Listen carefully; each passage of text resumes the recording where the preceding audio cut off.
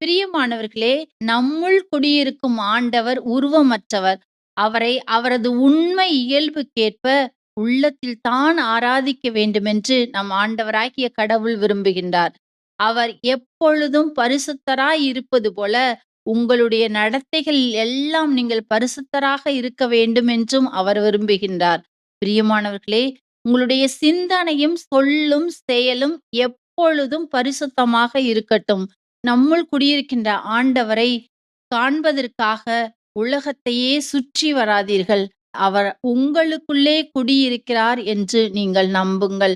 பிரியமானவர்களே, அவரை சந்திக்க, அவரை ஆராதிக்க, அவரிடமிருந்து நீங்கள் ஆசீர்வாதங்களை பெற்றுக்கொள்ள எப்பொழுதும் கட்டளைகளை கடைபிடித்து பரிசுத்தமான வாழ்க்கை வாழுங்கள்.